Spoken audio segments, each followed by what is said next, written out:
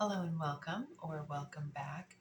This is going to be a bit of a deeper reading, and I am getting the energy today through the Daily Dharma Part 1 and 2 that was more related to the ascension journey and perhaps having love on the mind. That was how that came through.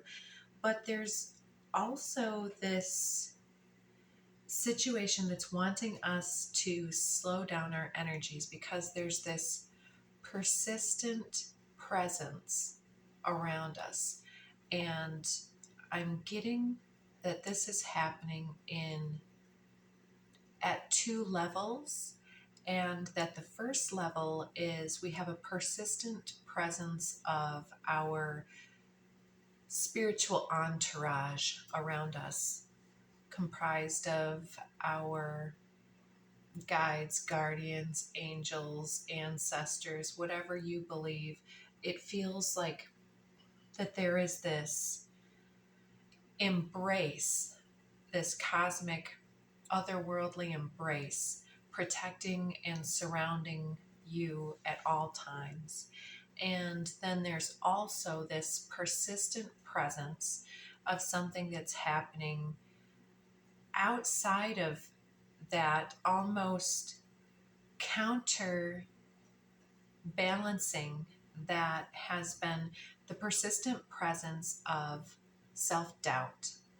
And I don't need to dive in this reading to the why and the how that came into each of your situations and into your biological alchemy or your psychological coping techniques and so on, or otherwise. It's not about the how things happened. It's now talking about slowing these energies down to get the deeper part of the message. Like, why has this self-doubt, or maybe in your situation it seems that you're being limited by the doubts and projections of other people. It doesn't matter to this reading whether it seems that the resistance energy is coming from inside of the house that calls inside the house, or whether it's other individuals, because it all ends up being from inside the house. Because one of the people that I know used to say that it's like if you have your very favorite sweater on or pair of jeans on, and this is something that, hands down is your favorite piece, and somebody says they don't like it, it's like you don't base a lot of substance on that, because 10 million other people have told you, oh my gosh, those jeans are made for you. And then this person's like, I don't like them. Then you're like, oh, well, clearly that person has a problem. It seems like that one opinion is different. But what I'm getting here is it's like there's been some level of delay in our receiving, and it seems like our gifts have not been offered. But I feel like what it is is we are in a place where we've been caught up being useful and appreciated and helpful and being mild and kind and being the volunteer, being the one in the group that is the more responsible, or the more enlightened, or the more intellectually well-rounded. There's all of these various things that can come into play, and at the same time, the groups, and maybe for you it isn't those things, it's some other thing that you're the one who brings more to the table in this regard. But it's like you have, however confident you come across and however energized your presentation, there's still a very humble quality to your energy that has come across to others as though maybe you don't know what you're saying, because the energy I'm picking up on today is the individuals that are judging yourself in that way are responding to you in a number of ways. And so it's coming through that some of these people haven't done their inner work, or they don't mean what they say. And so when you come across as saying your piece, it's colored by the lens of their projected mirror onto you, is that you don't do the things that they don't do. You cannot accomplish the things that they wouldn't commit to accomplishing in their life. And so the doubt then is sown from someone whose opinion isn't equal to the task, if you catch my meaning. And instead of witnessing that, like, oh, well, this person doesn't know what they're talking about, clearly I'm qualified, I feel like there's something else in your buried deeply within the subconscious mind that has, possibly it's related to your Chiron wound archetype. And so, for instance, mine is in Taurus, and so that's the easiest for me to talk about. And so Taurus has a number of things that Taurus governs, such as your throat chakra, your voice, your truth, and also beauty and financial abundance, because it's about abundance in general, having enough. And so when you are being led by the wounded nature, it says that others have more resources, others have a better situation, or they look better doing this than I would look, or something like that. Or there's something wrong with the way that I say or do. And so I do notice that I have a lot of throat healing that goes on in my broadcast specifically. Like, I don't stutter around when I'm talking to my friends half as much as I beat around the bush on the channel. And I think that's because of this need to slow the vibe down. And it's like the mind gets away from us, and it's not always all for the highest. It's like everything's being shoved into it when we when we don't let things settle. It's like murky waters. We have to wait for the mud to settle down so that we can have this clear sightedness through the water, you know? And so it's like that in our energy. There's something that we have allowed to color our perception of either our contribution or our value in some other way. And we have been acting as if it were to be true all of this time, however long this time is, since that time where this thing, this intrusive thought, perhaps, or lower vibrational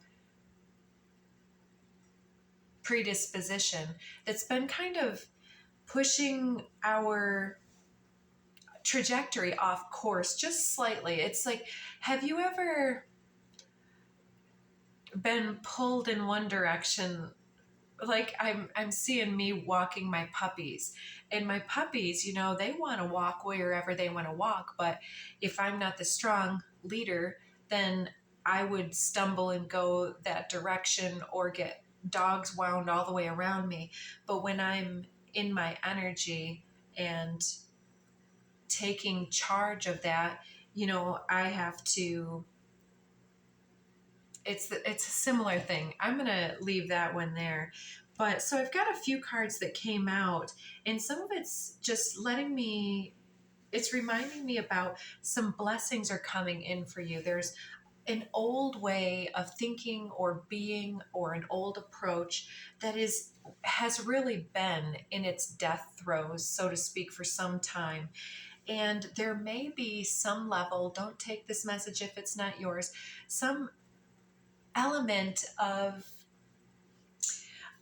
attached energy, like lower vibrational thought forms that we're attached to, or literal energies from others being projected upon us and holding us or holding on to us through maybe group associations. And, as long as we're engaged in some type of a dynamic with somebody who, for instance, gossips, slanders, belittles, and manipulates with multiple people within a collaborative, supposedly, group, the manifestation and the talk with everybody that has your name on their tongue is like all these projected energies upon you.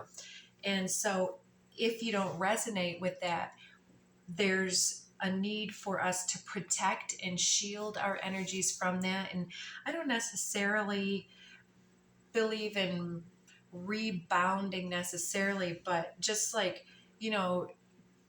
just clear boundaries. I mean, I don't like to be somebody who's like, oh, I want to wish what they're wishing upon me to them, I guess I should say. But if they're sending energy, I do ask that energy go back to them in a way that they can understand their participation in it and how that's not what they want. I wish for them learning, and in so doing, I believe that I keep my energies clear for the most part from these negative attachments. But the thing is that right on the tail of that, if I then choose to speak about them or to dwell upon their energies, I'm reconnecting with that karmic thread, that stream of consciousness there, and I'm still engaged with those lower thoughts. And so I'm sensing here that the full story lies in why we're engaged in those energies is to perhaps show us to the love within, to the beauty within, and showing us how, I don't want to say this in a hierarchical way, but it's coming through as we are being shown how incredible we have chosen to sculpt ourselves with every decision and every thought form that we choose to embrace, catch, release, transmute, transform, to embody. Because I'm feeling like there's been a lot of talk about alignment and a lot of talk about embodiment, but it's like the two of them, when they're coming together, is something quite different, because we can align with any type of energy. We can embody any type of energy. But when we're both aligned and embodied, it's very potent and energized. And I'm sensing that you guys have been so humble in this regard and so eager, and maybe not always excited to learn the lessons, but you have been someone who has done everything that you could to help, to heal, to create growth and expansion. And you've been one who didn't want to give up on those lower energies. And that's why you continue to think about them, not because you think of them in lower ways, but because you are occupying your energy trying to think if there were one more thing that you could do to change or transform a circumstance. And in the cards here, there is the suggestion that one of the most self-loving things that you could do is to allow your darkness some type of a playground whether that's in your own private safe space to express this, like maybe pen and paper or something. It seems like you have something that really needs to be said. This is a powerful time for you to both align and embody with your your full Shakti energy from a deeply rooted, very feminine aspect. Whether you're male or female does not matter here. We're talking about Kali in the form of the dark goddess energy that protects and provides for the collective and for our children's children, for instance, for the future of mankind. It's very connected to the emotional waters and things that make us feel very deeply. And it's in embodying this shadow aspect and seeing the truth of the matter that we witness exactly how mother loving, powerful our energy truly is, how cosmic the perspective that is underneath all of the ego, all of the old levels of, whether you want to label it codependency or service work. We don't want to give up on each other because it's as if we understand that we are each other subconsciously. It's like unity says that if I do give up on my brother and my sister, then ultimately that is me giving up on the belief that we are all worthy of salvation. Okay. And sometimes I would say that I have resistance to that statement.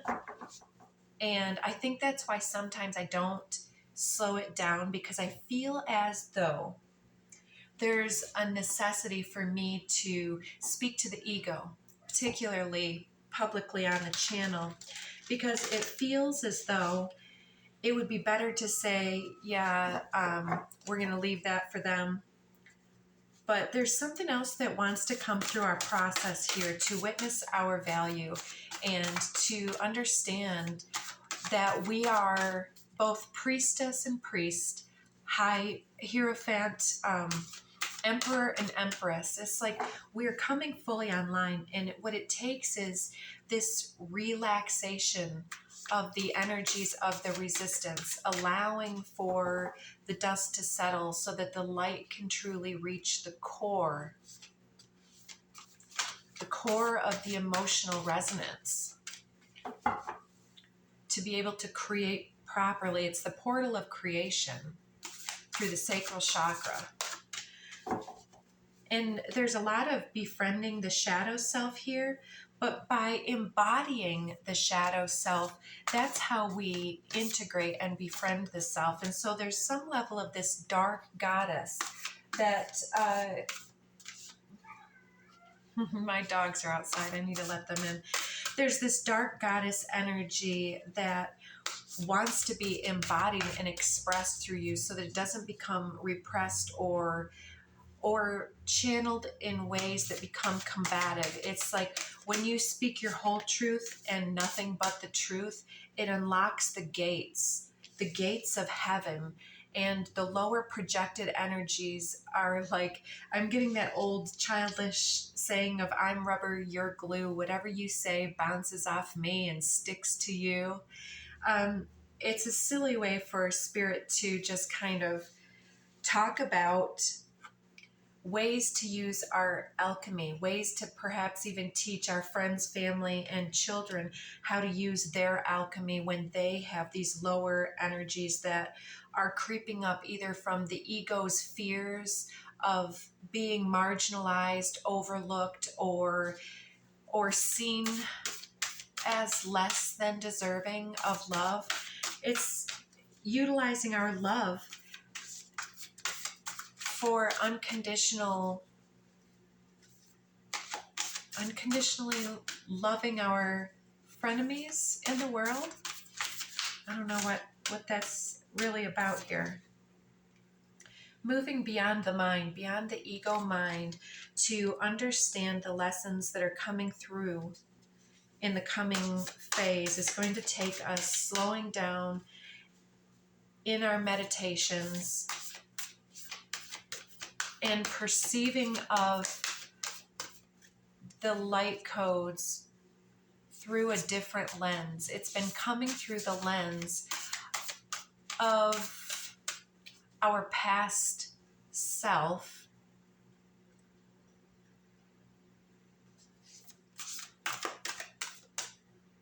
and now because of all of the transformations that we've had, we're able to channel the message in a new way. So there's some kind of advice from your spirit team coming through. Yet to birth the new world, this sentient new world, Gaia, to work with the feminine energy and embody this dark goddess energy. So I think too, we're being told that Mother Earth is embodying this Yuga Shakti energy as well, trying to close out an old chapter of duality by embracing our ability for controlled violence. Why? Why controlled violence? Merkaba, it's the energetic sphere of protective energy around us, our aural, astral energies, our energy subtle bodies that are surrounding us, that are helping us to traverse the cosmos, realms, and dimensions as the beings that we are here. We've got the crystal keys here to unlock the next level of our sacred authority, the ability to author our identity and how we tithe our self and our values to the earth and to the mother in that way, the mother that sustains us. And so Mother Earth is taking back her power from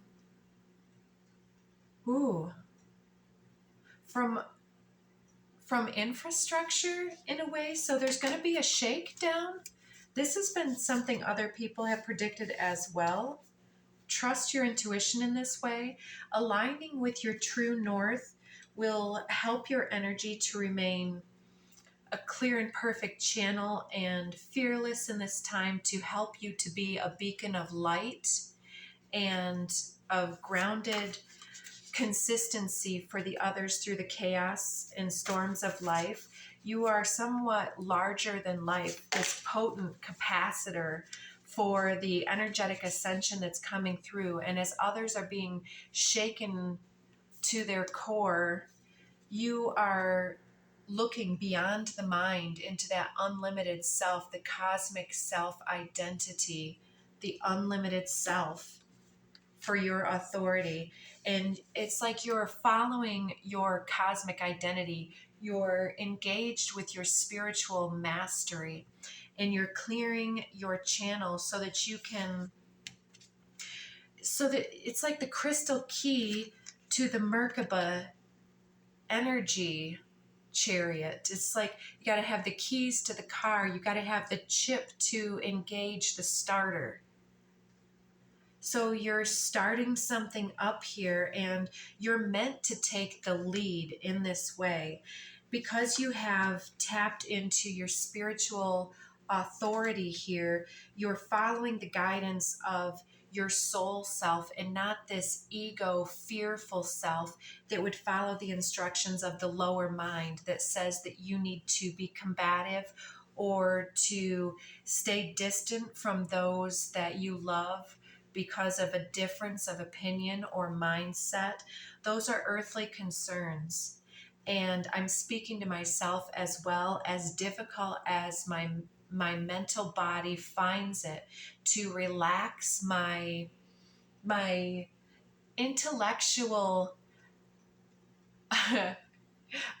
offended nature about the subject matter between myself and a loved one. I can witness that the soul self wants to acknowledge that time here is limited. We are timeless, but to get the most out of the experience, we need to stop fighting, because the resistance energy is to continue to like we're bruised and battered in our Chiron identity, and we keep pushing on the wound and wondering why it still hurts. It's like, quit pushing on it. Quit engaging in the conflict energy in some way.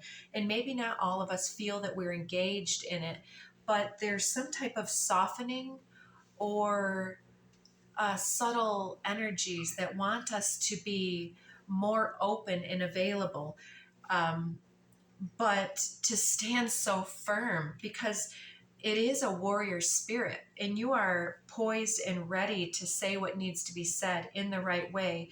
But yeah, it's like we've got these endless opportunities. We've got this timeless nature. We can see something, and we're getting those downloads here from the Mount Sinai, Mount Shasta, Mount Olympus. They're all coming down because we're aligning with this higher authority.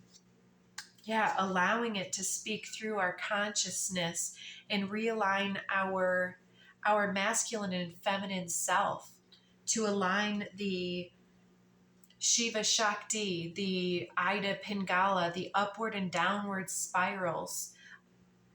And yeah, we got this realm bridger earlier that went with this card quite a bit, and that's what I'm getting again here is we have been chosen for this, and we have chosen in turn to agree with soul contract to embody this badassery here in this realm.